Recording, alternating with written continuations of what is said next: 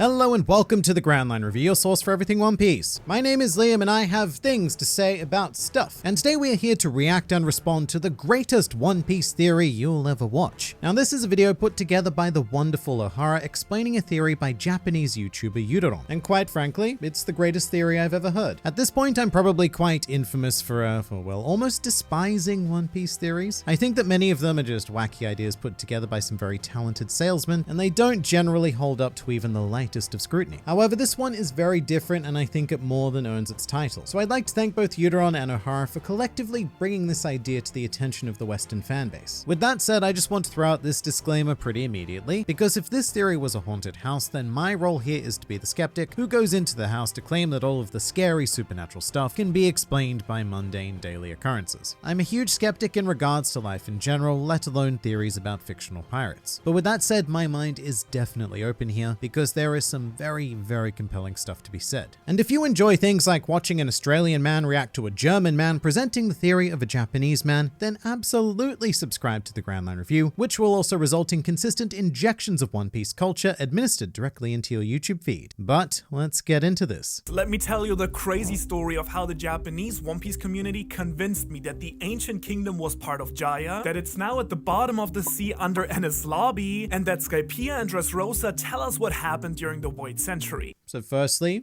very good opening sales pitch. But what I like even more is Ohara's lighting. He's got some nice blue going on in the background there, which strongly contrasts against his warm German face. In chapter 253, we learned that Upper Yard in Skypiea actually used to be part of the island Jaya down on sea level. When you put both maps together, they form one giant skull-shaped island with modern Jaya being the teeth and the legendary golden city of Shandora as the right eye. There is an ancient city in the one eye, and the second eye looks like someone ripped out the one piece of the island that made the second eye of the skull. I see where you're going with this. So this isn't necessarily a new idea to the Western audience. I've definitely seen thoughts before about the missing eye and having it be connected to any Lobby or Onigashima or literally any circular location. But essentially what I'm hearing right now is that the second eye of Jaya could have also contained an ancient city, perhaps even an ancient kingdom, to rival or even complement that of the golden city of Shandora. So what's my proof for all this, you ask?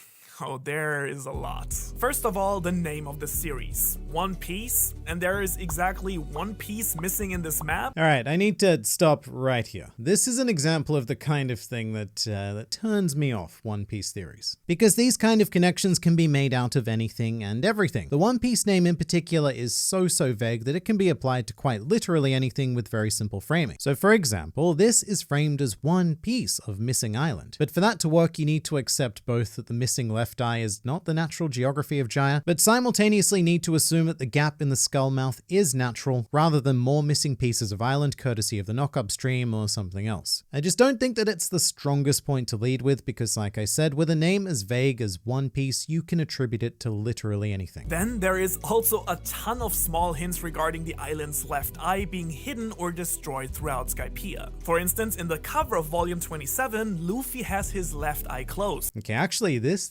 sells me pretty damn hard. This One Piece volume cover has always struck me as weird. It's one of my least favorite in the entire series because I don't like Luffy's unnatural winking. It just doesn't seem very Luffy-like to me, and there's a good reason for that. Because it's not something I noticed until I saw this volume cover, but Luffy does not wink. It's not in his character repertoire. Winking is something that people do to convey that they have a secret or they're trying to communicate something subtly and non-verbally. That's why I love this point though, because I don't see a scenario where Eiichiro Oda just decides to draw Luffy winking on a whim, as like I said, it's completely out of character, which does lead me to believe that there was a very good reason for this, and I'm quite keen on exploring this left eye connection. And I noticed that the same is sort of true for Robin in volume 24 as well. We also have Pedro's missing left eye, Shank's scar, Luffy's scar, Zoro's scar, and the Jolly Roger of Doflamingo, a former celestial dragon, where the skull's left eye is just literally stroked out. Okay, so this is probably the most critical I'll be during this entire video, but just stay with me. You had me sold on the Luffy eye, the winking, completely unnatural, out of place, and potentially a hint of something greater, but bringing all of the other eye stuff into it is a bit superfluous. This is another one of those things where it's easy to make connections out of nothing. For example, I could could do the exact same thing to argue the significance of the right eye. I mean, Rayleigh has a scar down his right eye. Smoker's stitches go across his right eye. During Doflamingo's flashback, Oda focused exclusively on his right eye. In Nolan's introduction, his right eye is closed, much like Luffy's left on the volume cover. Rocinante only wears makeup under his right eye, and Kobe's scar is above, of course, his right eye. Or is it? Because it actually kind of moves around. Sometimes it's more central, and that's really weird, come to think of it. But it all depends on what I, the dude making the contents, wants to show you. And if I do want to make a focus connection to either left or right eyes, then that's all I'm going to show you, and it's going to sound very, very convincing, because by that point we've dug ourselves a nice piece of tunnel vision, and we can't really see anything adjacent to it. What I'm trying to say is that the theory is already very solid, and it sold me with just the Luffy example, and all of the other eye stuff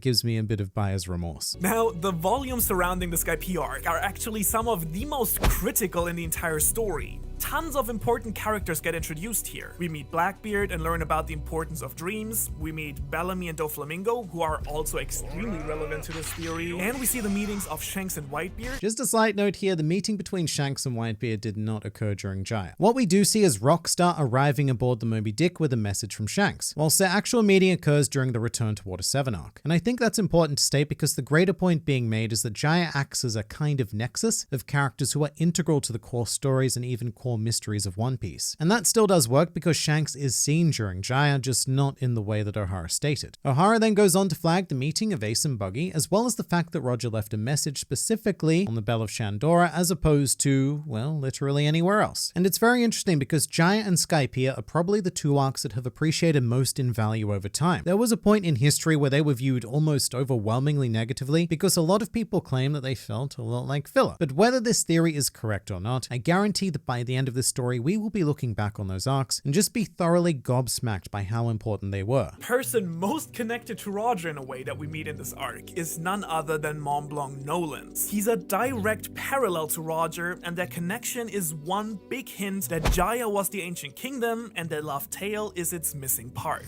So during this part, Ohara lays out the parallels between Nolan and Roger. And yes, I'm not a big fan of parallels either. I think they get used far too loosely in most theories, but this does have a nice chunk of substance to it, especially because Oda had Nolan and Roger executed in the same manner. Like with Nolan's death, there is an active attempt to recreate Roger's execution. And in the end, even though this was not the truth, Nolan is remembered as smiling all the way up to his execution, just like Roger. And there are a fair few other parallels as well. Although as Ohara mentions, their stories are actually kind of inverted, with a lot of opposite things happening. And so given all these parallels, wouldn't it make a ton of sense that Nolan found the city of the right eye, while Roger found the one on the left? In Mocktown, at the beginning of the arc, Bellamy makes fun of dreamers and says that the era of dreams is over. He explicitly names the Golden City and the One Piece as two such delusions. He does conflate the One Piece with the Golden City, yes. Bellamy also mentions the Emerald City as well, which I only bring up because I always take the opportunity to remind people that the Emerald City is another legendary location of the world, assumedly somewhere, maybe, which also leads to another slight note about framing. The way Bellamy's words are presented in this video would lead you to the conclusion that the Golden City and the One Piece were directly equated and paralleled, but they weren't. There was a third legend here as well. By the way, Bellamy, I'd just like to point out that he has a scar above his right eye, which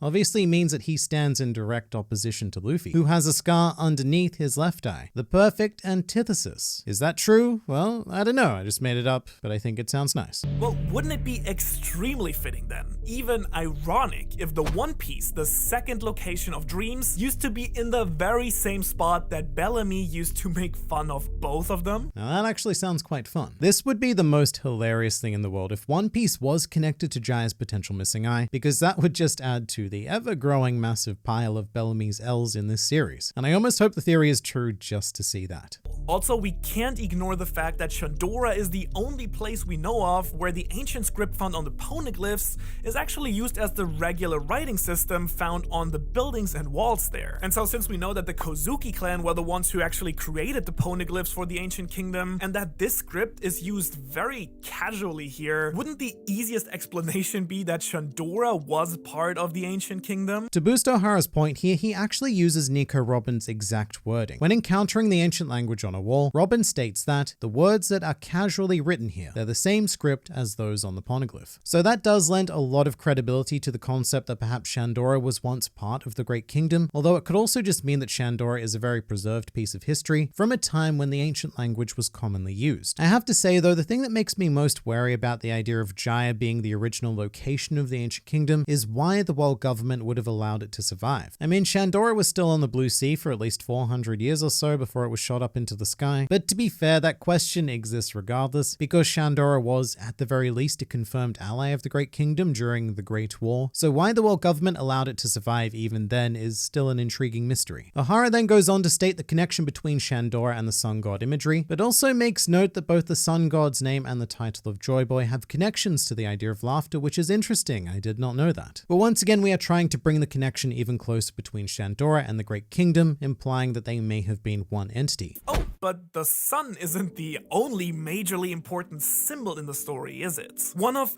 the most consistently returning themes in One Piece is also the moon. The sun and the moon obviously go hand in hand in pretty much any mythology. So wouldn't it make sense for the right city to be the city of the sun and the left city to be the city of the moon? Alright, not gonna lie.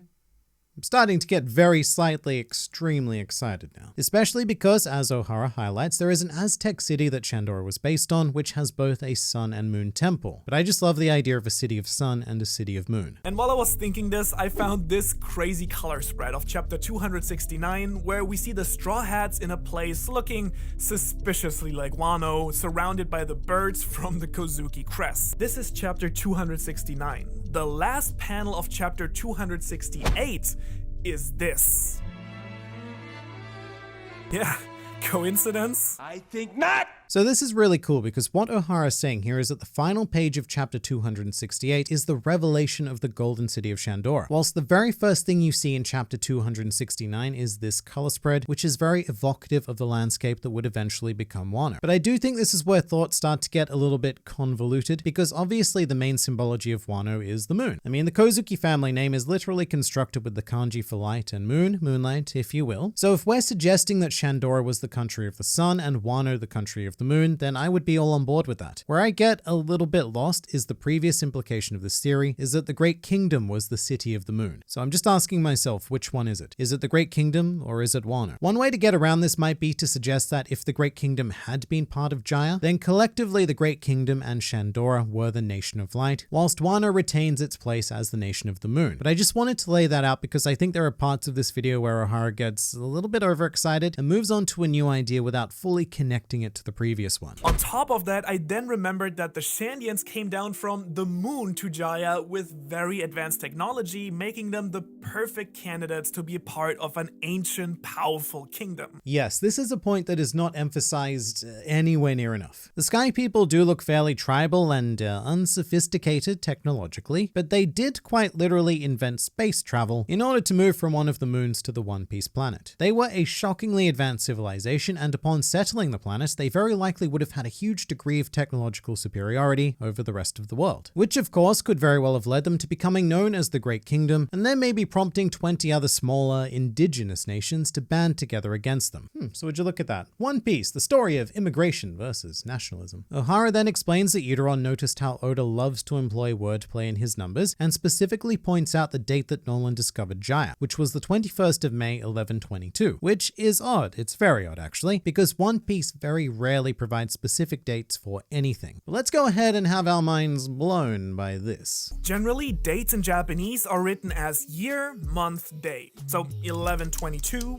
512. Now, if you take the individual numbers and the pronunciation from both Japanese and English, you get this. Hitotsu ni koko ni iru. Hitotsu ni koko ni iru. The one is here. Interestingly enough, the volume title of 31 is also koko ni iru. I am right here. So is this the One Piece literally telling us that it's right here. So this did legitimately blow my mind, and it makes me incredibly sad that my Japanese is nowhere near good enough to be able to pick out stuff like this. But this is far from accidental by Oda, although I'm not necessarily convinced that this is him referring to the One Piece directly, because it also plays into the story of Skypiea. The ultimate revelation was that the City of Gold had been here all along. So this intentional date pun by Oda is undeniably and even disgustingly brilliant, and if it does turn out to be a reference to the One Piece itself, then I'm just going to call it humanity is over. We will never do better than this, so we may as well just end the world whilst we're on a high. I'm not convinced that this is a direct reference to the One Piece, but it does become more compelling. The next date we get is the 16th of November, 1127, 5 years later, when Shandora gets knocked into the sky. This time we get Hitotsunagi in Torodoroku. Do you remember? Hitotsunagi is the One Piece, and in is the sound of a bell. Thus, this date reads, the One Piece roars with the sound of a bell. Now that is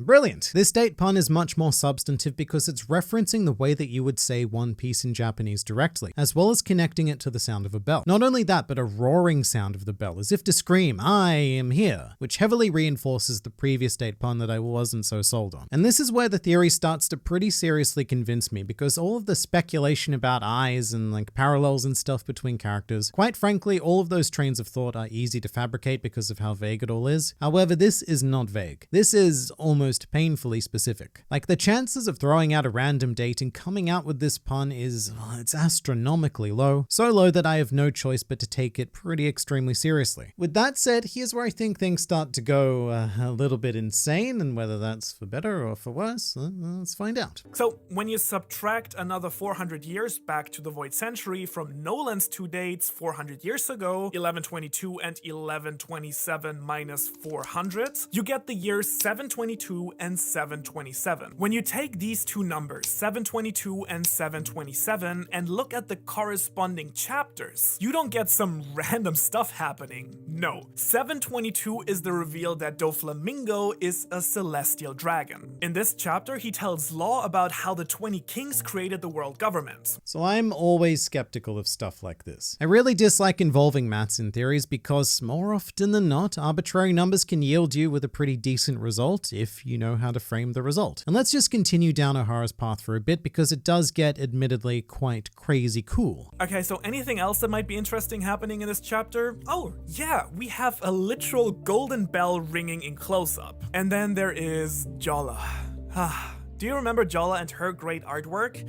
Yeah, me neither. But look at this abstract masterpiece of hers here. Giant gate with two eyes. The right one, bright like the sun, is open. The left one, dark like the night, is crying. I think I don't have to spell this one out for you, right? This might well represent the ancient kingdom being destroyed and ripped out of Jaya. So this does seem pretty incredibly overwhelming. It hits all of the major beats of the theory so far. You've got historical intrigue, you've got a golden bell thing, and of course, the eye business. And I know it does seem amazing, but I think you could do this for, like I said, most arbitrary numbers. For example, let's choose a number firmly in the Void Century to stay on brand, but one a little bit more random just for funsies. So in honor of the amount of views that this series has at the time of recording this, which is 1.6 million, we're going to use 1 and 6. So we'll add 16 to that 400, then minus that from Nolan's 1122 date, and that leaves us with the number 706. And that's incredibly relevant because chapter 706 is Bellamy's reintroduction into the series. That's significant because he represents that original link back to Jaya. Bellamy even recounts his visit to Sky Island and how his attitude has changed, which I should say is represented by the fact that Bellamy now has a new scar around his left eye, thus being a reference to the missing left eye of Jaya, and perhaps even having his eyes open to the truth. At the same time, there is one key panel where Bellamy's left eye is purposely obscured entirely, as well as no less than 3 examples of Bartolomeo's left eye being obscured, signaling that we as fans do need to be hyper aware of this. Furthermore, there is the ring of a golden bell in this chapter as well, and you know what, I cannot believe that we have not pointed this out before now, but Bellamy's name literally contains the word bell.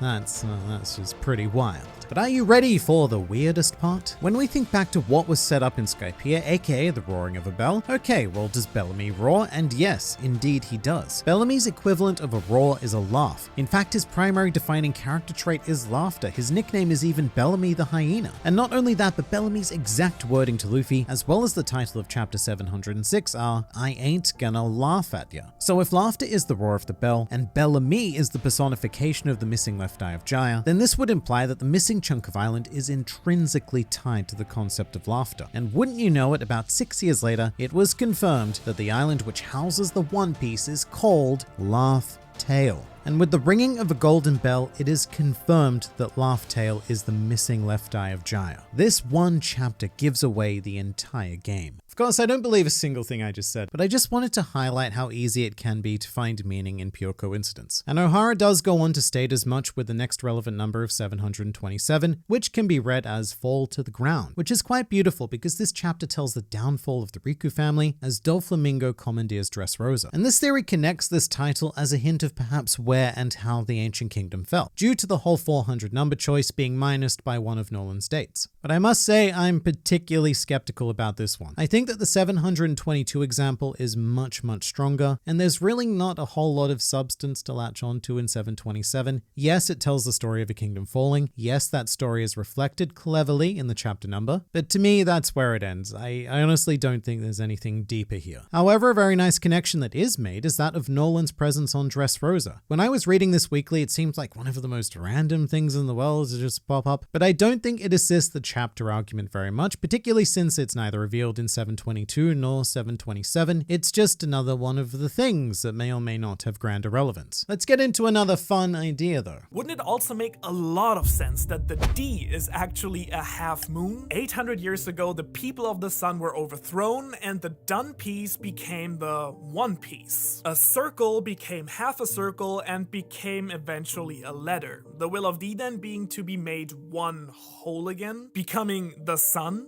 becoming One Piece. This is an idea that I have always loved. The concept that the D is not in fact a D, but may actually be a half-moon symbol that has been misinterpreted over the last almost 1,000 years. I'm not certain how much it adds or detracts to this particular theory, but as an idea of its own, I am completely on board with it. But now on to the biggest mystery of it all. Why do I think that the One Piece and or Laugh Tale is at Enies Lobby? Okay, so we have One Piece that when adding the D2, it gives us Done Piece. A done piece. The first thing that connects Enies Lobby to this is that it also takes a D. I'm a fan of dick jokes. So just a quick thing here, the word Enies did used to bother me a bit as well, and I do like the idea of some English wordplay, add a D on top and it's denies, but English isn't the only language that Oda takes inspiration from, and there is a word Enies in ancient Greek which means ship, so Enies Lobby could simply mean ship lobby. But of course that would be killing all of the fun, so let's continue with the theory. When you really think about it, Enies Lobby is one of the most freakish places we've ever visited in the story. It never gets dark there. We have the enormous gates of justice that no one ever seems to bother to explain really. Oh, and what the is the deal with this giant hole gaping in the middle of the ocean? Enies Lobby is an aberration even for One Piece, and the revelation of all of this sun god stuff has brought the former judicial island back into a lot of discussion due to its eternal day, and I do think that is well worth dwelling on. The moment I looked at Enies Lobby's map, it just made a lot of sense that this might have been the missing piece in the Jaya map that we're looking for. Shape-wise, it absolutely fits. Okay, so this is where the theory starts to lose me again. Firstly, I don't know if this is controversial, but any circular shape will fit into a circular space if you digitally resize it. We have no concept of how big Enies Lobby is compared to the landscape of Jaya, and also Enies Lobby isn't a perfect circle either. Its landscape has these two satellite peninsulas on it. However, that should not be a big problem if we're talking about the broad concept of just moving or building islands. The biggest concern with this idea is that if Enies Lobby was the missing left eye of Jaya, then how did it get to such a radically different part of the world? And Ohara doesn't address that issue in this video, but there are explanations. For example, Oz was known as the continent puller, someone who could seemingly drag entire islands with him all around the world. So it's not out of the question to think that the world government could have contracted or even enslaved, because that's what they do, an ancient giant into accomplishing this task. And while it does seem like a pretty ridiculous amount of effort, Ohara does point out the relevant symbolism at place here, essentially commandeering what was once the greatest power in the world, and then using it to farcically parade criminals across something that would have held great meaning if anyone was allowed to remember it, and I don't think they were. I mean, it is called the Island of Justice after all, Shihou no Shima in Japanese. And here I'm a little bit proud of myself because I wondered that if there were multiple readings to the word for One Piece, there might be more to this as well, right? So here's what the dictionary told me. Shihou, obviously with different kanji combinations, next to justice, can also mean 1, 4 directions, 2, secret information, and 3, greatest treasure. And this is where the theory pulls me right back in. It is definitely intriguing that Oda chose the word Shihou instead of just using Seigi as he usually does. However, this is because whilst both mean justice, they do so in a different sense. Seigi is more like idealistic justice, whereas Shihou refers more to a strictly legal construct. What I'll also say is that the Shihou referring to 4 directions, according to the best of my research, it actually means every direction, not specifically 4, but it is constructed with the kanji for the number 4. And my best guess as to why that would be is to encompass north, south, east, and west, and just call that every direction. But it is quite compelling nonetheless, especially when we add on the other meanings. So as a result, the government has made this one of the most guarded places in the world, where no one can sneak in during darkness, no one can escape from without opening the gates of justice, and that is directly connected to Impel Down and Marija itself. And that's quite compelling as well. I don't think I've ever sat and thought about exactly how heavily guarded Enies Lobby was, and the perpetual sunlight to illuminate intruders is a very nice touch. Although in retrospect, that would make the Straw Hats' invasion of Enies Lobby just extraordinarily more embarrassing, considering that it does seem to be one of the more fortified strongholds on the planet. And since Enies Lobby is the arc directly after Skypiea, wouldn't it be a classic Oda move for the missing piece to be right there? What I'll say about this is that I would be a lot more convinced if an Enies Lobby volume had the same title as a Skypiea volume. I think it was 31 that was called I Am Right Here. That would fit Oda's conspiratorial plans quite well, and you could even pass it off as a double meaning of, say, the Straw Hats letting Robin know that we're right here or something. From here, Ohara uses the inverted parallels of Noland and Roger to suggest that whilst Noland's mythical island was shot up into the sky, Roger's may have plummeted deep down into the ocean thing. And I love this idea, I really do, but what I don't like so much is the key piece of evidence used to support it. Let me think. Is there anything that might suggest that there's something at the bottom of Enies Lobby? What?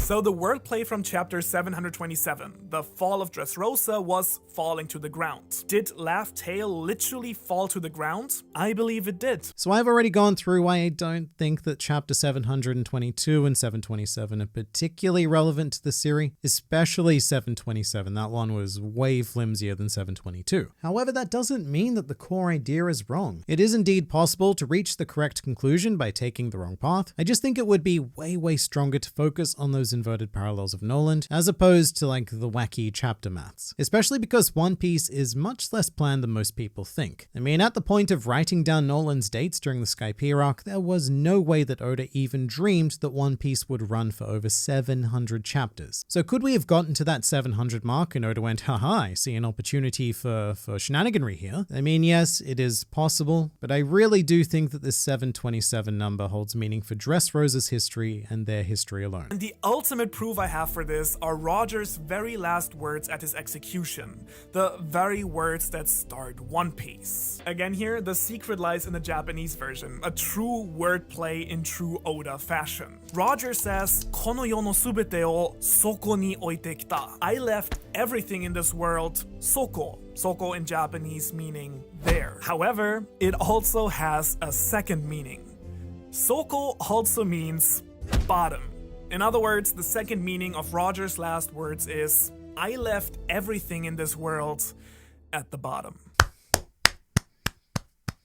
That is exactly what I wanted to hear. I find the Soko double meaning far more convincing than once again the wacky chapter maths. And on that note, this is where the theory video ends. And I'd like to thank once again both Yude Ron and Ohara for conjuring and distributing these thoughts. Overall, I think it's a very compelling idea. I'm almost 100% sold on the significance of Luffy's left eye in Skypiea, perhaps being a hint to something more like a potential Jaya missing eye. And I'm very much also on board with the implications of Enies Lobby being far more important than we thought, and potentially having its gaping chasm even being the location of Laugh Tale. Those are the core ideas that I like. What I don't like as much as a lot of the other evidence used to build these connections, stuff like pointing out all of the left eye features and some of the Japanese double meanings, they feel a bit forced to me. It was a very fun ride though, and whilst I did have quite a bit of criticism, as that's just what I do, I want to reiterate that this is still by far the best One Piece theory I have ever heard. And I think that is certainly reflected in how insanely popular this video has become with the online fanbase. I've never seen anything take off with this kind of ferocity, never seen anything spark people to this mass degree, and I would like to congratulate Mr. Ohara and of course Mr. Yude Ron on this glorious achievement. But for some more glory for you, here's another video. It's about One Piece, and if you're still here, I suspect that you probably like One Piece. There's always more to learn, explore, and experience with this wonderful series, so I look forward to seeing you there.